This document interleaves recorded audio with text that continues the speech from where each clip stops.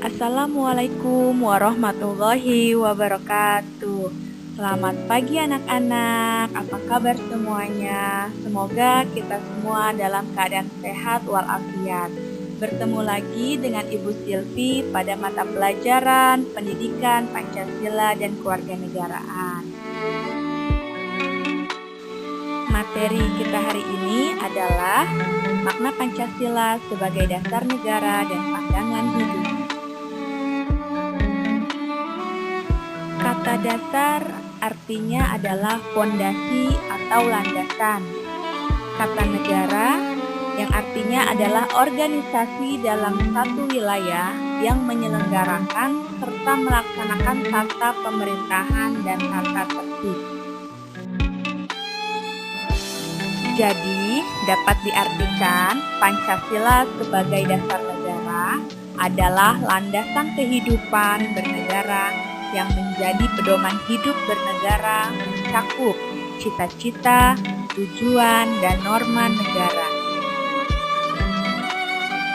Rumusan Pancasila sebagai dasar negara tercantum jelas dalam pembukaan Undang-Undang Dasar Negara Republik Indonesia tahun 1945 alinea keempat, menyatakan Pancasila sebagai dasar negara sekaligus sebagai dasar falsafah negara dan secara yuridis konstitusional sah berlaku dan mengikat seluruh lembaga negara, lembaga masyarakat, dan setiap warga negara.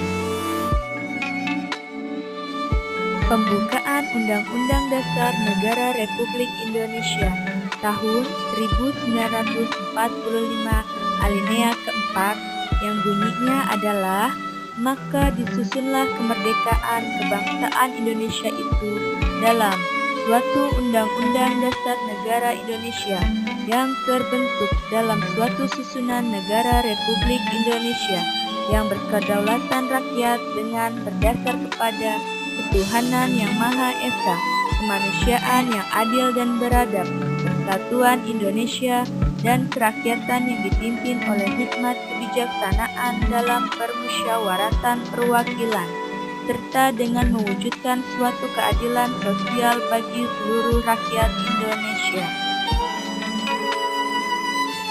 Peneguhan Pancasila sebagai dasar negara selain terdapat pada pembukaan Undang-Undang Dasar Negara Republik Indonesia tahun 1945, juga dimuat dalam Ketetapan MPR nomor 18 MPR 1998 tentang pencabutan Ketetapan MPR nomor 2 MPR 1998 tentang pedoman penghayatan dan pengamalan Pancasila Eka Prasetya Pancakarsa dan penetapan Pancasila sebagai dasar negara.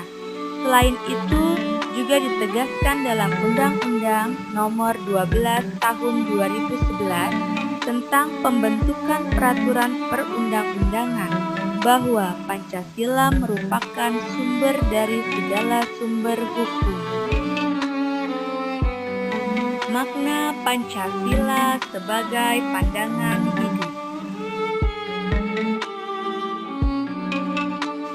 Ideologi yang berasal dari kata idea, yang artinya ide, konsep atau gagasan, dan cita-cita. Logos yang artinya pengetahuan.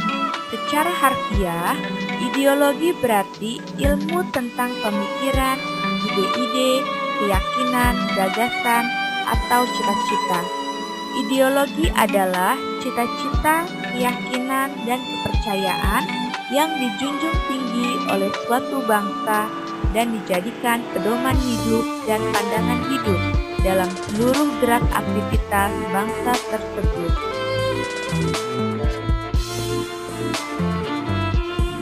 Pancasila sebagai pandangan hidup sering juga disebut way of life, yang artinya pegangan hidup, pedoman hidup, pandangan dunia, atau petunjuk hidup.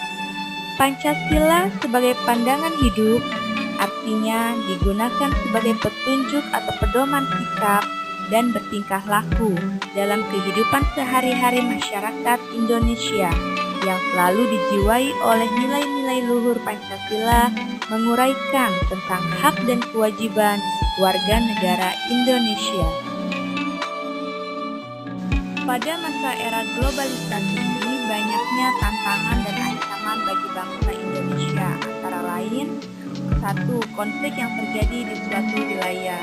2. Lunturnya etika dan moral masyarakat. 3.